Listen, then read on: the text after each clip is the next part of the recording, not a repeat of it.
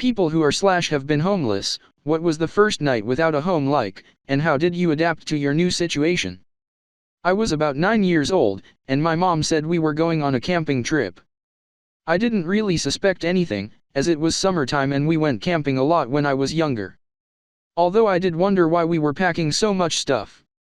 After a few weeks of camping, I started to complain, but my mom kept insisting that it was good for us to get in touch with nature, etc.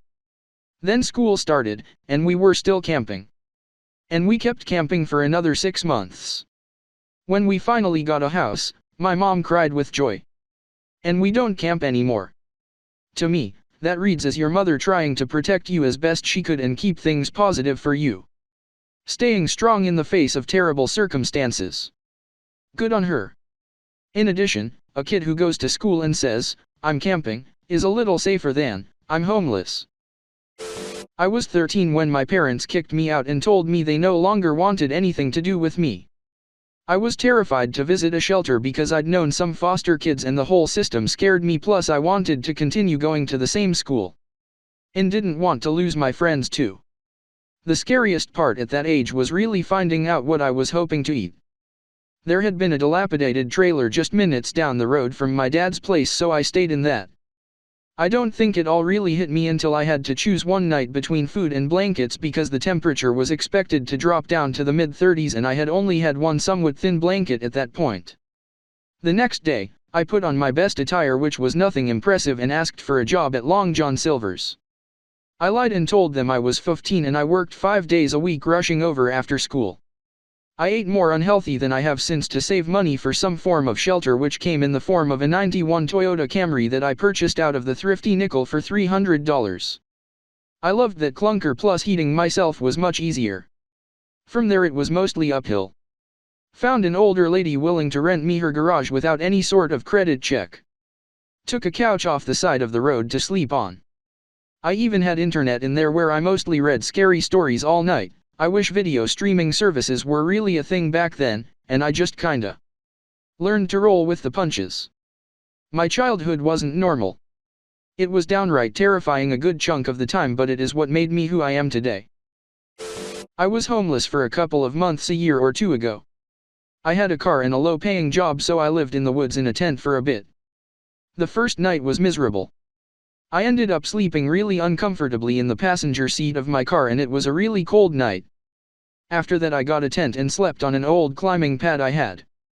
The first night was hell, but the next several weeks were actually not so bad. I had a spot in the woods where I was well hidden and would cook over a fire. I really didn't have it that bad, but it gave me quite a bit of sympathy for people who really do end up on the streets in a much more desperate situation. Shit is not easy. Hats off to you, because just reading that gave me the spooks. Weren't you scared out in the woods on your own? I was only homeless for about 6 weeks, at 36 years of age.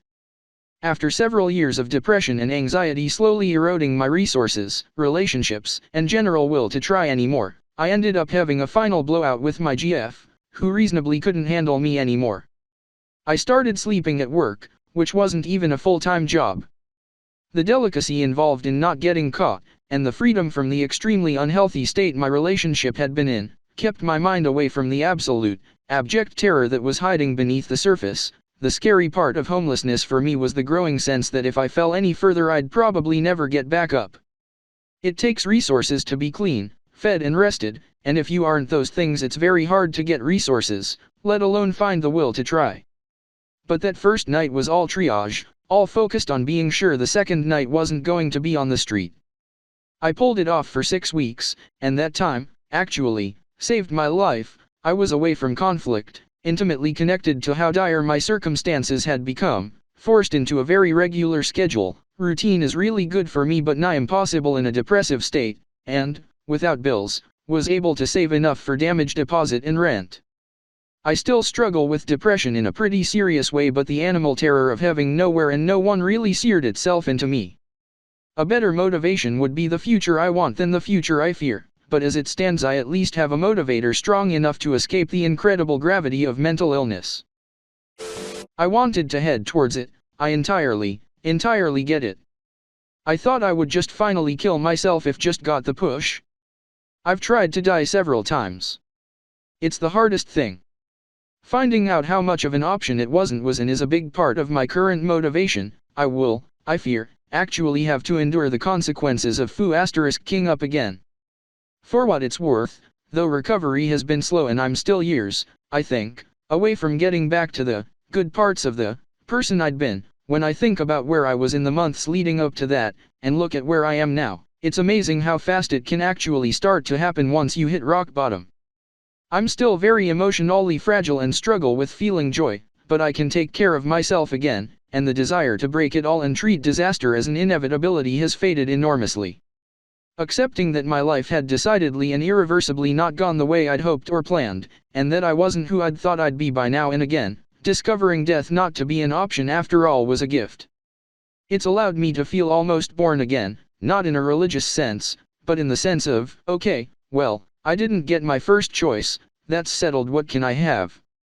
I feel more like a primitive human, in a way, less concerned with position and status and more focused on trying to see what I can find for myself in a dangerous but sometimes beautiful jungle.